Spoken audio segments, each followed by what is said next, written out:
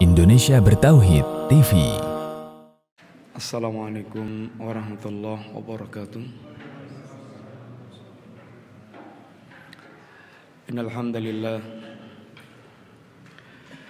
wassalatu wassalamu ala Rasulillah wa ala alihi wa ashabihi wa mawalah wa la haula wa la quwata illa billah amma ba'du. Alhamdulillah, Bapak Ibu jamaah sekalian rahimani wa rahimakumullah.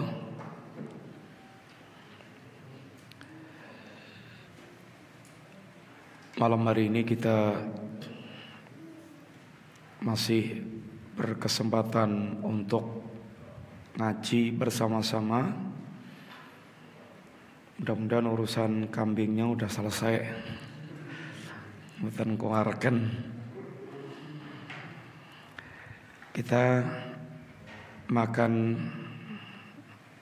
pelajaran agama sekarang biar juga tidak melenggar kambing. Sekalian kita melanjutkan pembahasan dari kitab Al-Aqidah Al-Wasithiyah. Silakan baca lanjutannya. Mana dulu yang nyimak?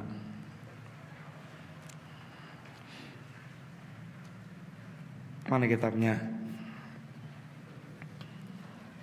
Yang nyimak mana yang dulu? Satbasit mana?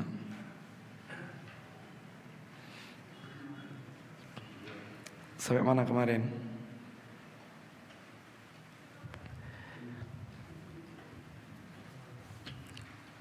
Saya mana pelajarannya?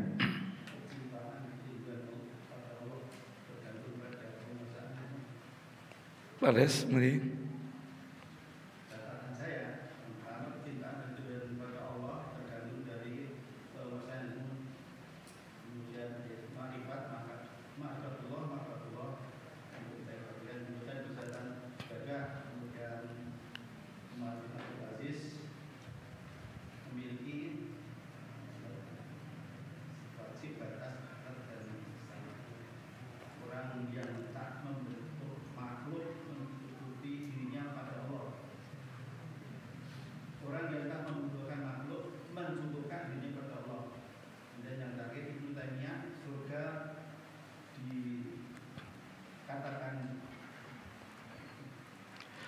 Yang nyimak kitabnya mana? Yang nyimak kitabnya?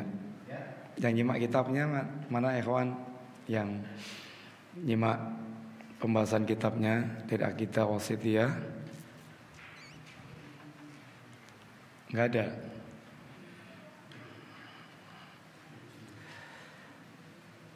Kita kajiannya pakai kitab Al-Aqidah Al-Wasithiyah. Kalau bisa ya kitabnya atau matannya atau terjemahannya dipunyai, hanya tipis juga enggak tebel, biar kita ngajinya bisa nyimak urut apa yang dibawakan oleh Syekhul Islam Ibnu Taimiyah rahimallahu taala. Pada pembahasan kita yang lalu kita telah menyampaikan dari muqaddimah. Semana Mas Ustaz Basyir Aqidah Wasithiyahnya?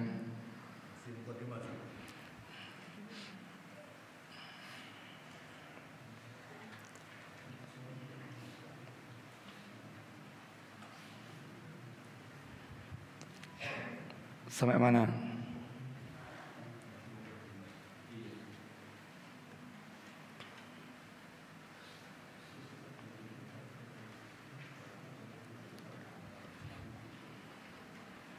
Besok supaya dicepak ya Aqidah Wasithiyah, belikan bukunya, terjemahan yang kecil itu, nanti pas pengajian dibagi, pulangnya ditumpuk lagi. Nanti paling di rumah juga ketelingsut lagi, nggak dibawa. Sehingga dibagikannya kalau pas ngaji lagi. sehingga biar bisa ngasih tanda batasan juga sampai di mana, biar silsilahnya dari awal juga selalu bisa diikuti. Pembahasan yang telah kita sampaikan, yang pertama dari muqaddimah yang disampaikan oleh Syekhul Islam Ibnu Taimiyah rahimallahu taala. Selain kita telah kenalkan siapa itu Syekhul Islam secara ringkas, kemudian juga kandungan umum dari kitab Al-Aqidah Al-Wasithiyah, yang isi kandungannya adalah menjelaskan tentang akidah Ahlus Sunnah wal Jamaah, poin-poin penting yang dibicarakan dalam akidah Ahlus Sunnah wal Jamaah. Kemudian beliau agak berpanjang lebar berkaitan dengan pembicaraan tentang asma dan sifat Allah Ta'ala, karena hal ini adalah sangat penting untuk membedakan antara Ahlus Sunnah dengan firaqud dhalah. Di awal muqaddimah beliau memuji Allah Subhanahu wa taala, kemudian juga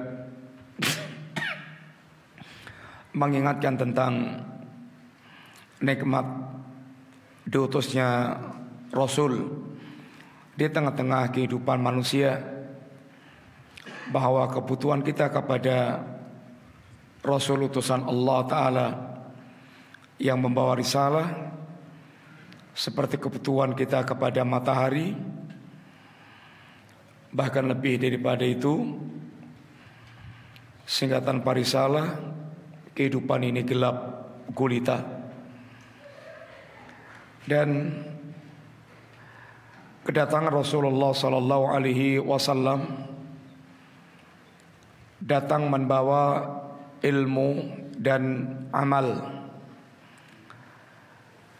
yaitu ad-dinul haq, al-huda wa dinul haq. Al-huda adalah al-ilmu nafi', ilmu yang bermanfaat, dan ad-dinul haq, al-amalu saleh, amal saleh. Dan dengan keduanya inilah Allah akan mengunggulkan agama, mengunggulkan Islam di atas seluruh agama yang ada. Sehingga yang harus senantiasa diupayakan pada kaum muslimin ketika mereka mengendaki izzah, mengendaki kemuliaan, adalah kembali kepada agamanya, sebagaimana yang Nabi katakan, la yanzi'uhu hatta tarji'u ila dinikum. Kehinaan yang Allah timpakan kepada kaum muslimin disebabkan karena mereka tenggelam dalam penyimpangan-penyimpangan agama, tenggelam dalam syahwat, lengket dengan dunia, meninggalkan jihad. Allah akan timpakan kehinaan, dan Allah tidak akan cabut kehinaan itu sampai kaum muslimin kembali kepada agamanya. Kembali kepada agamanya itu dia memahami agamanya dan mengamalkan agamanya tersebut. Lalu beliau membawakan dua kalimat syahadat, syahadat tauhid dan syahadat Rasul. Syahadat tauhid yang menuntut terwujudnya ubudiyah yang khalisah, ubudiyah yang murni, sehingga seorang hamba dia benar-benar mewujudkan tauhidullah menjadikan Allah satu-satunya zat yang dipersembahkan totalitas semua ibadahnya. Adapun syahadat Rasul itu mengajarkan kepada umat ini untuk dia menjadikan syariat yang diajarkan Rasulullah sallallahu alaihi wasallam satu-satunya jalan yang mengantarkan kepada Allah Ta'ala, tidak ada jalan lain. Maka syahadat tauhid mewujudkan ubudiyah yang khalisah. Syahadat Rasul ini tauhidul ittiba, mewujudkan satu-satunya jalan yang mesti diwujudkan dalam beribadah kepada Allah hanya dengan syariat Rasulullah sallallahu alaihi wasallam. Kemudian beliau juga telah memberikan muqaddimah. Setelah selesai memberikan muqaddimah, beliau mulai masuk dengan menegaskan hadhihi i'tiqadul firqatin najiyah al-mansurah ila qiyamis sa'ah. Ini yang akan beliau bawakan dalam kitab ini adalah i'tiqad firqatun najiyah. Apa yang akan beliau sampaikan di dalam pembahasan kitab Al-Aqidah Al-Wasithiyah ini adalah penjelasan tentang keyakinan-keyakinan Ahlus Sunnah wal Jamaah yang sungguhnya hakikat Ahlus Sunnah wal Jamaah adalah Islam itu sendiri, Islam yang diajarkan oleh Nabi sallallahu alaihi wasallam, yaitu Al-Quran, As-Sunnah, dengan pemahaman para salaful ummah yang kemudian dikenal dengan istilah Al-Firqah An-Najiyah, ini kelompok yang selamat. Kelompok yang selamat dikatakan Al-Firqah An-Najiyah karena di dunia kelompok ini selamat dari berbagai macam bid'ah, selamat dari berbagai macam penyimpangan-penyimpangan agama. Karena kelompok ini sangat kuat dalam berpegang teguh dengan agamanya, yaitu Alkitab dan As-Sunnah, dengan tariqah pemahaman salaful ummah, para sahabat dan para imam-imam Ahlussunnah. Dan di akhirat selamat dari neraka, sebagaimana Nabi katakan kulluha finnar illa wahidah, semuanya di neraka kecuali satu kelompok, itu Al-Firqah An-Najiyah. Dan Al-Firqah An-Najiyah nama lainnya adalah Al-Mansurah, At-Taifah Al-Mansurah, golongan yang ditolong oleh Allah Subhanahu wa taala karena mereka memiliki persyaratan untuk mendapatkan pertolongan Allah taala.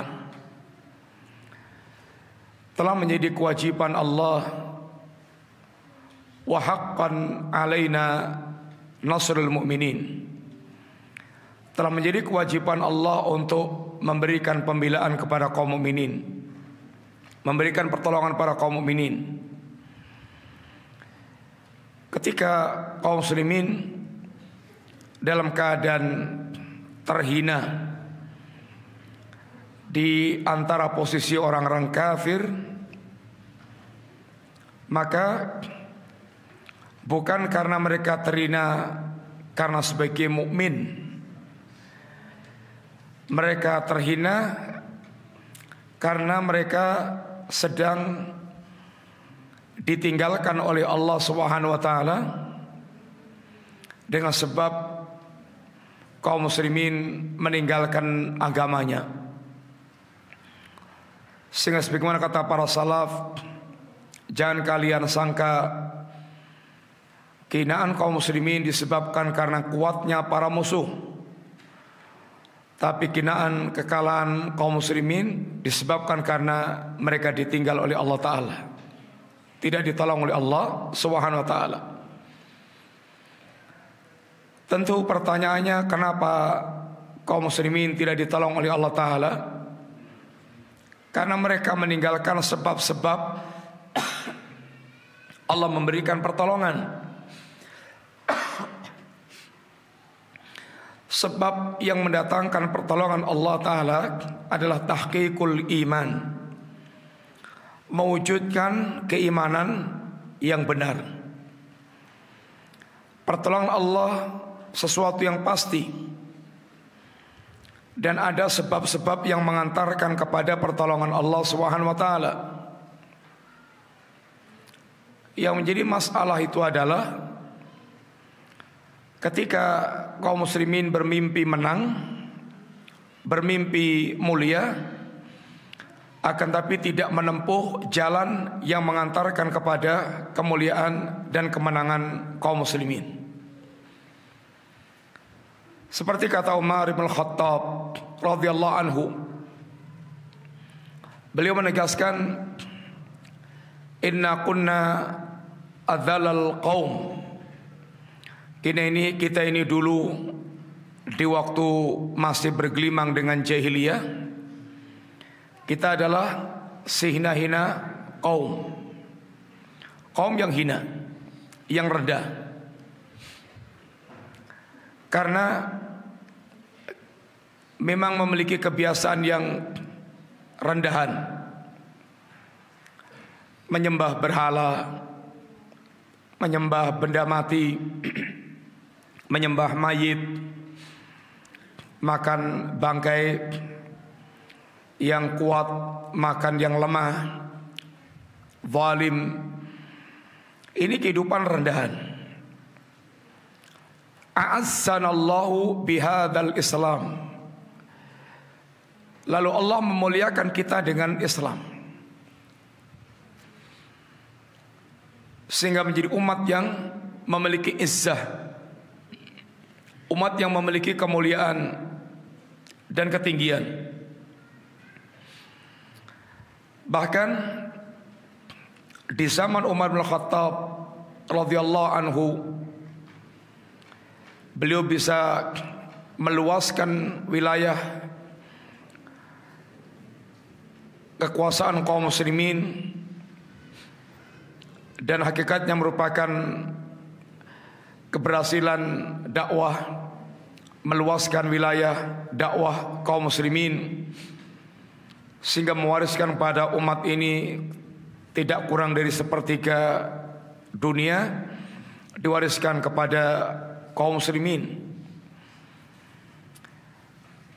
Beliau tegaskan, famahma natlubul izzata bi ghairil Islam adallana Allah. Kapan saja kita mencari izzah bukan dengan Islam, maka Allah akan hinakan kita. Fa innal izzata lillahi jami'an, karena izzah itu totalitas hanyalah milik Allah Subhanahu wa taala. Sehingga kalau menginginkan izzah, menginginkan kemuliaan dunia dan akhirat, tidak ada cara lain kecuali dengan ini bergantung kepada Allah, menjadi hamba-hamba Allah, sehingga dia akan ditinggikan Allah dengan keimanannya dan dengan keislamannya. Dan nama lain daripada Al-Firqah Najiyah, At-Taifah Al-Mansurah, banyak nama-nama lainnya seperti Ahlul Hadith, Ahlul Athar, kemudian Ahlus Sunnah wal Jamaah, kemudian as-salafus saleh atau salafi, pengikut generasi salaf. Ini adalah nama-nama lain dari Ahlus Sunnah wal Jamaah, Taifah Al-Mansurah.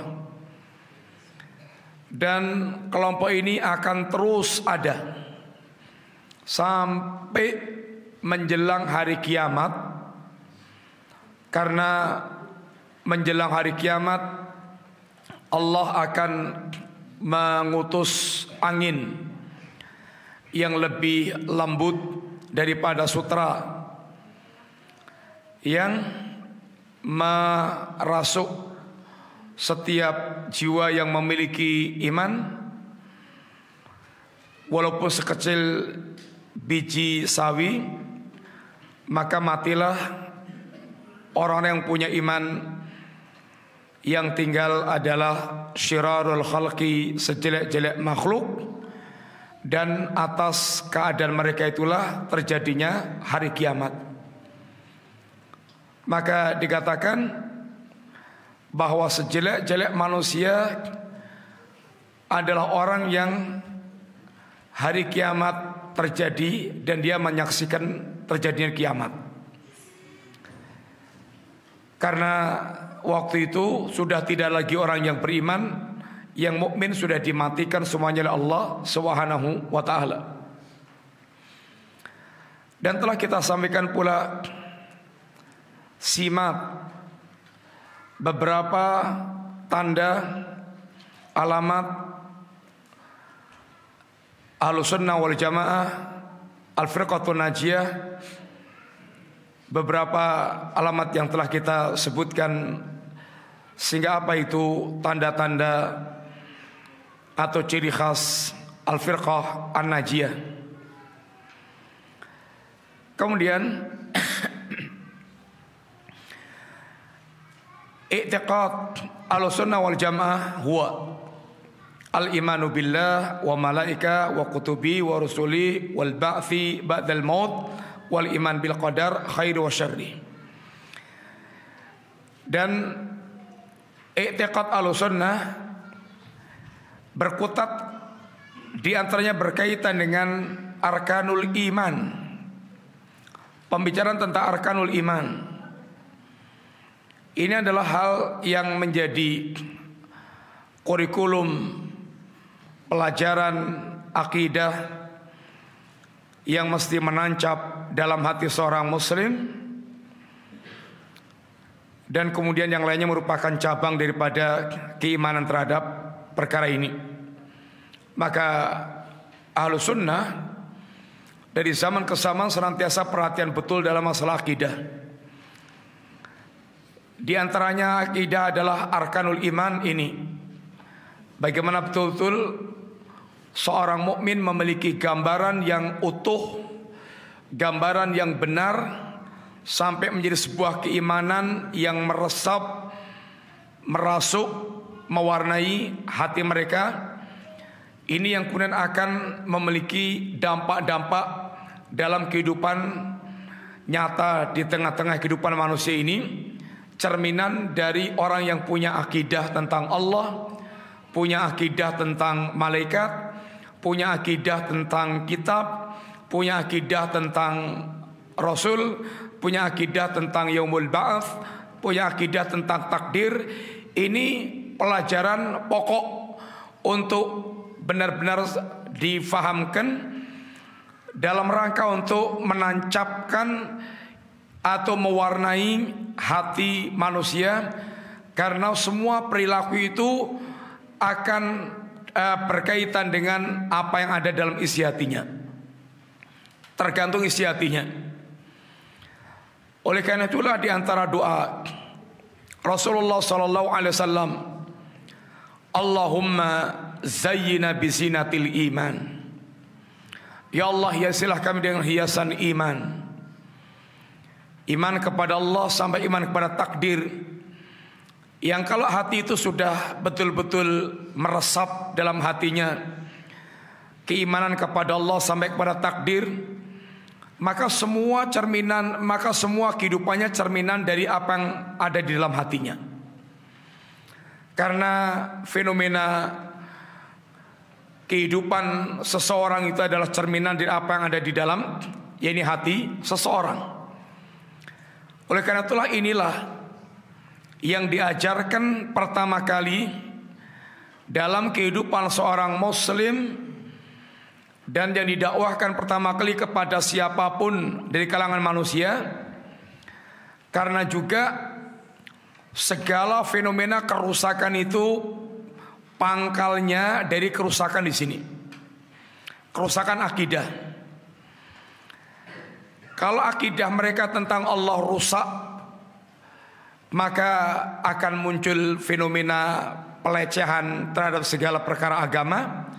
Karena memang hatinya tidak ada pengagungan terhadap Allah Ta'ala, sehingga ngomongnya ceprot-ceprot, kotoran tok yang keluar, tidak mencerminkan dia muslim.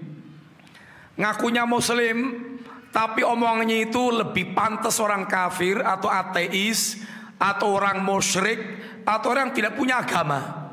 Ngakunya muslim, karena memang hatinya nggak ada gambaran Islam yang benar, khususnya berkaitan akidah seorang muslim. Kalau dia punya akidah Islam tidak akan seperti itu. Cara ngomongnya yang kayak orang ateis, kayak PKI, kayak orang yang tidak punya agama, sehingga menjadi dajjal-dajjal penipu. Dia ngakunya muslim tapi ajarannya adalah kayak racun yang ditebar di tengah-tengah kehidupan manusia. Ini karena hatinya kosong daripada akidah yang benar. Demikian pula ketidakbenaran di dalam memiliki akidah ini, muncul firaqud dhalah, muncul kelompok-kelompok yang sesat. Dan kesesatan dalam berakidah ini dampaknya tentu sangat besar dalam kehidupan yang mereka jalani. Salah di dalam mengimani kitab, umpamanya dia keimanannya tidak sebagaimana keimanan diajarkan oleh Nabi tentang kitab, atau salah dalam mengimani tentang Allah, umpamanya imannya tentang Allah dia tidak ada gambaran nama dan sifat Allah, sehingga tidak punya pengagungan terhadap Allah Ta'ala. Ya, tidak akan tertanam dalam hatinya rasa pengagungan kepada Allah. Dampaknya kemudian ngomongnya ngoyoworo, ngomongnya nggak karuan. Demikian pula ketika mereka tidak yakin dengan yaumul ba'ats, atau rusak keyakinan mereka tentang yaumul ba'ats, hari kiamat, maka mereka pun juga akan sangat berdampak dalam kehidupan nyata mereka. Demikian pula ketika mereka rusak dalam masalah takdir, sehingga muncul seperti Qadariyah dan Jabriyah, maka hidupnya akan merupakan cerminan dari keyakinan mereka yang rusak terhadap takdir Allah Subhanahu wa taala. Maka Ahlus Sunnah sangat perhatian dalam memberikan pelajaran berkaitan dengan akidah ini, karena memang kehidupan itu cerminan dari apa yang di dalam hatinya, dengan mengajarkan akidah yang benar.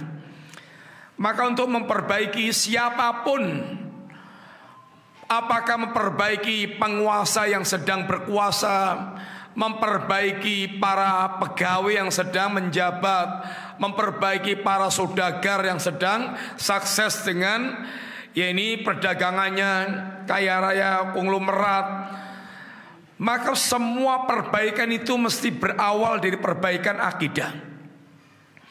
Karena semua fenomena kerusakan yang ada itu adalah cerminan dari kerusakan akidah mereka. Maka Nabiullah Musa alaihissalatu wassalam ketika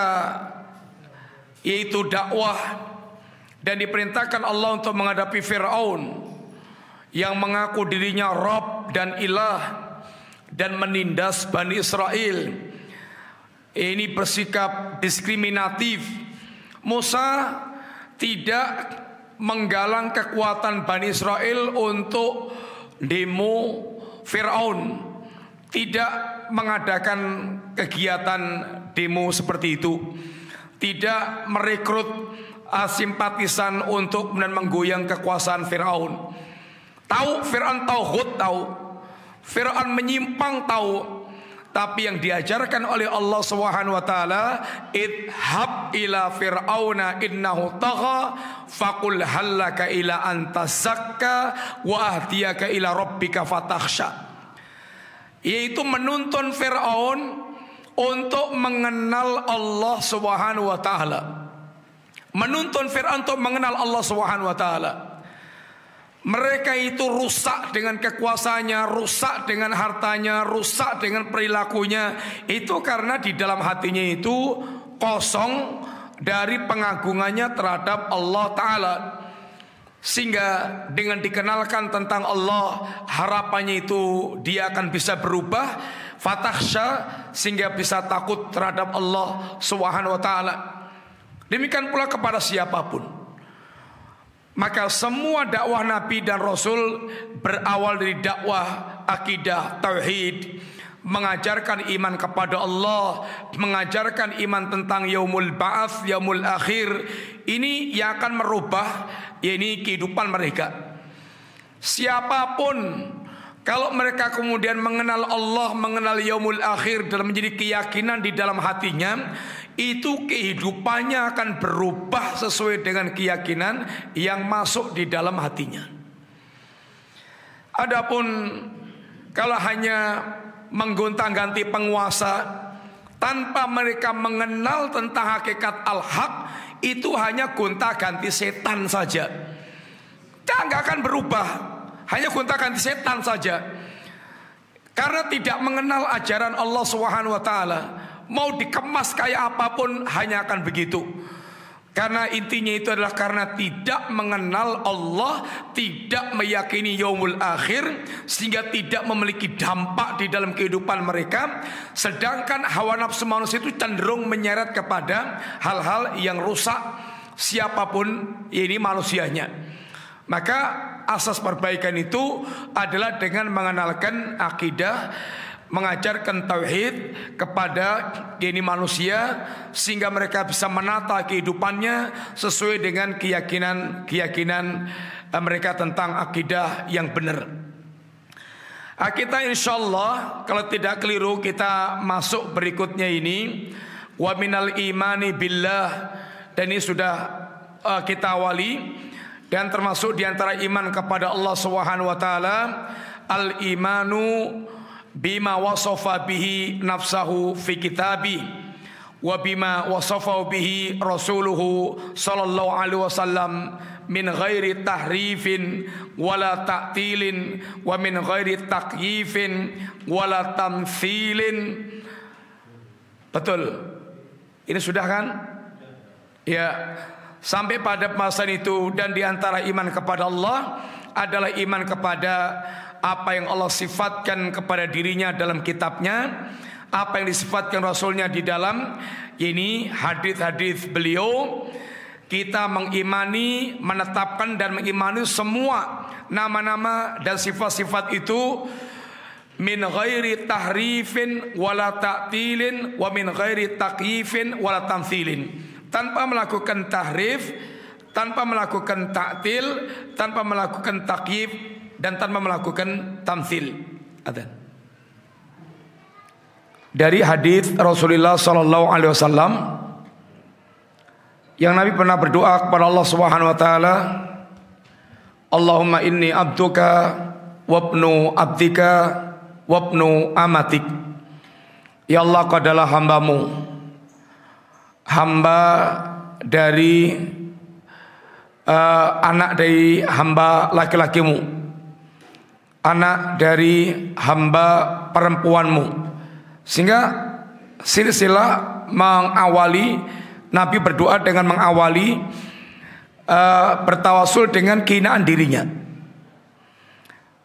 bertawasul dengan kehinaan dirinya, merendahkan serendah-rendahnya, sehina-hinanya di hadapan Allah Ta'ala.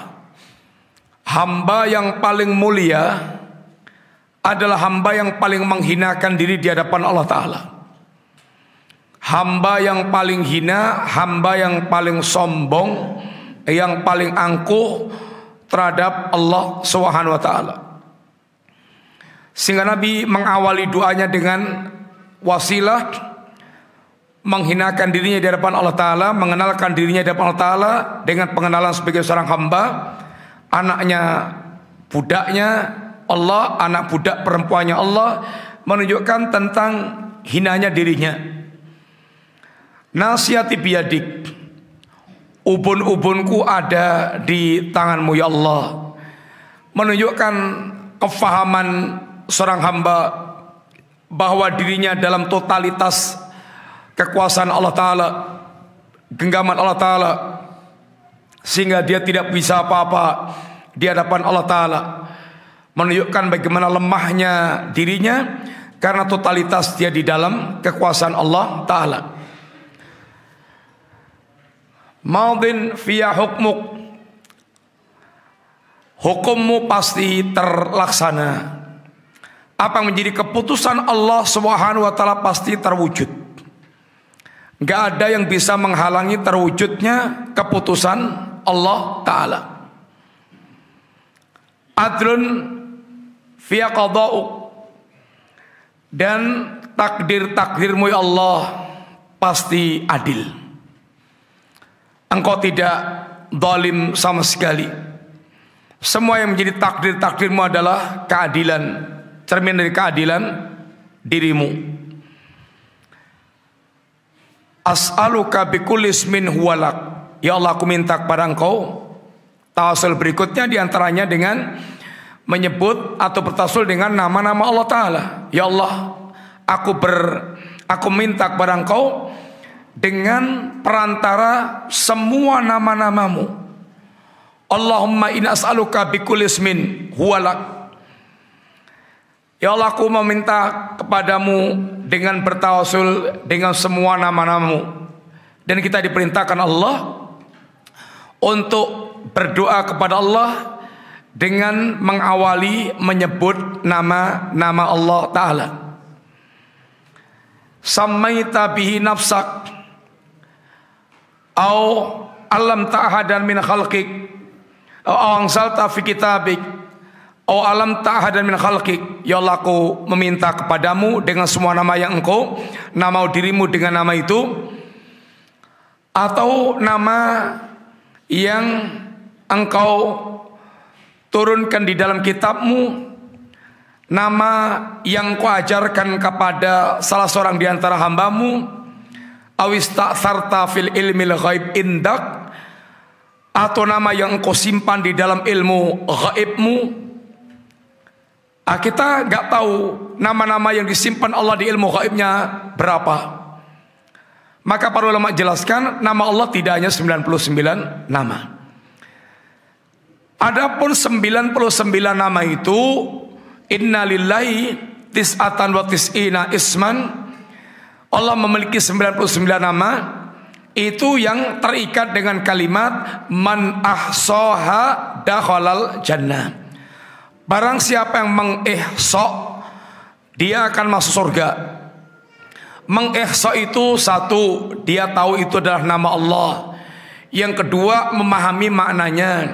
Ketika mewujudkan isi kandungan tuntutan dari nama tersebut. Contoh, Allah memiliki nama yaitu Ar-Rahman, Zat yang Maha Penyayang.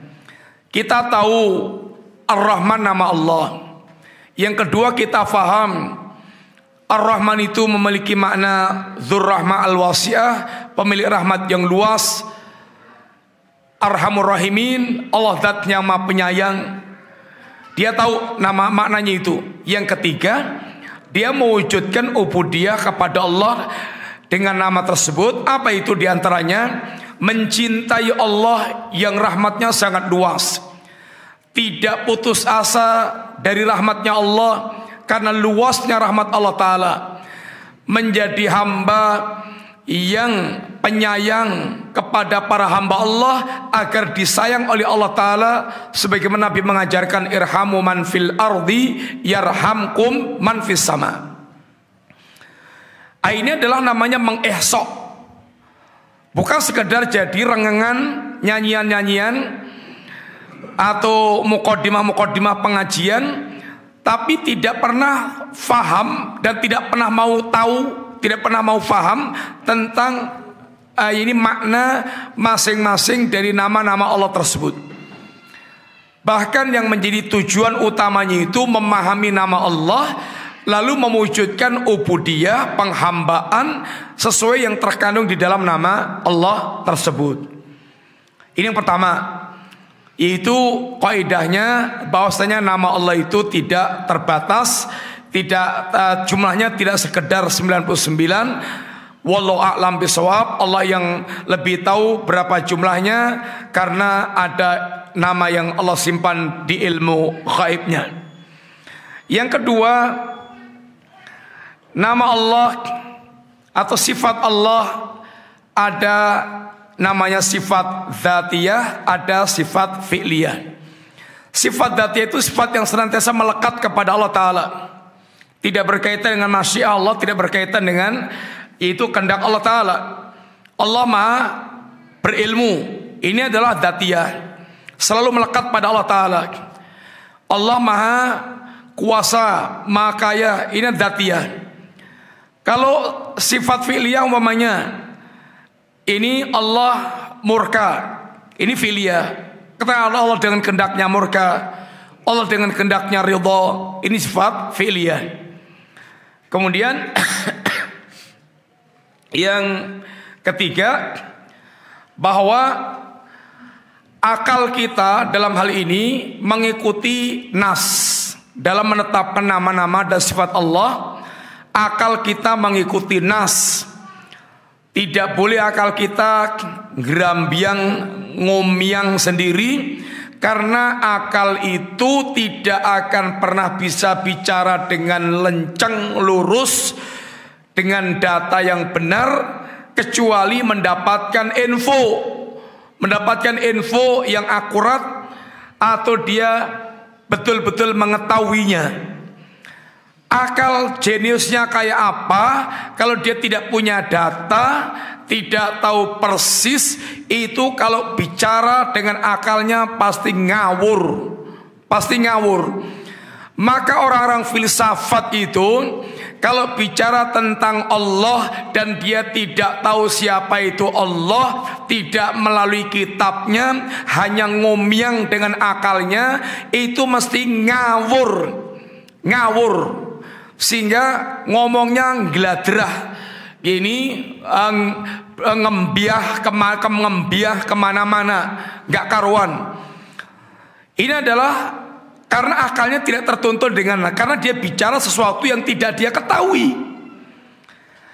Jangan lari kemana-mana, atau jangan jauh-jauh sampai bicara tentang Allah segala macam.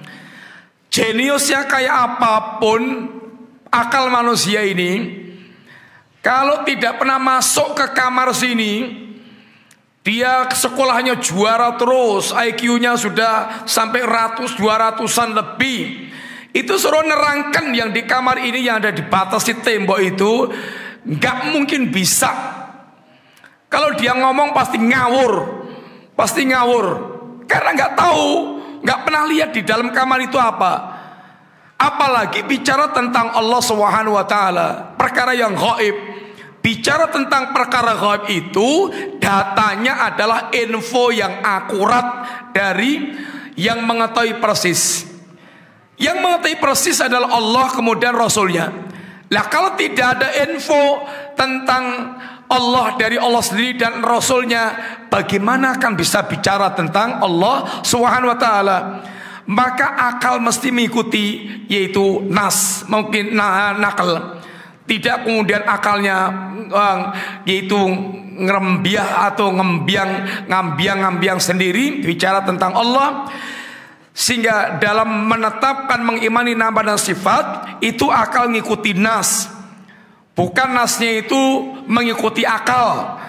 Sehingga ketika nasnya itu dipaksa mengikuti akal atau beriman mengikuti akal, akhirnya muncul kayak model Jahmiyah, model Mu'tazilah dan seterusnya, yang mensikapi nas-nas tentang nama dan sifat Allah itu menurut akalnya sendiri-sendiri. Jahmiyah menolak semua nama dan sifat, Mu'tazilah menolak yaitu sifat-sifat, Asy'ariyah menerima nama, menolak sebagian sifat dengan cara tahrif, menerima sebagian sifat. Ini adalah karena semuanya kembalinya kepada yakni akal mereka. Kemudian yang yang keempat,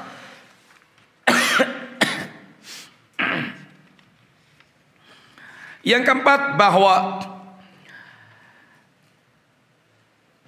mengimani nama dan sifat itu menetapkan secara zahir makna zahirnya daripada nama dan sifat tersebut, sehingga tidak boleh kita memalingkan kepada makna yang lainnya kecuali ada penjelasan dari yang menjelaskan, yaitu nama atau sifat tadi. Allah memiliki sifat rahmah, kemudian ditakwil masuk Allah penyayang, Allah rahman. Itu maksudnya Allah berkehendak berbuat baik. Allah murka, marah. Oh, enggak mungkin Allah marah. Itu maksudnya Allah berkehendak berbuat, itu menghukum orang. Kemudian Allah ridha, sehingga akhirnya diingkari semuanya itu. Katanya kalau kita menetapkan secara zahirnya, kita akan menjadi orang yang kafir. Oh, kalau begitu berarti Allah berbicara dengan bahasa yang kalau difahami apa adanya menjadi kafir. Kalau begitu Rasulullah berbicara dengan ungkapan yang kalau difahami dengan ini zahirnya akan menjadi kafir. Berarti Nabi tidak berbicara sefasih-fasihnya. Menuduh Nabi tidak berbicara sejelas-jelasnya. Dia sok lebih tahu dibandingkan dengan Allah dan Rasulnya Sallallahu Alaihi Wasallam. Maka nanti pasti ahlul bid'ah itu dia natap sendiri. Contoh umpamanya, mereka tidak mau menetapkan Allah memiliki sifat ridho. Masa Allah ridho? Itu karena dibandingkan dengan ridhonya manusia. Sekarang mereka kalau ditanya, kamu sholat, kamu puasa, kamu haji, itu cari apa?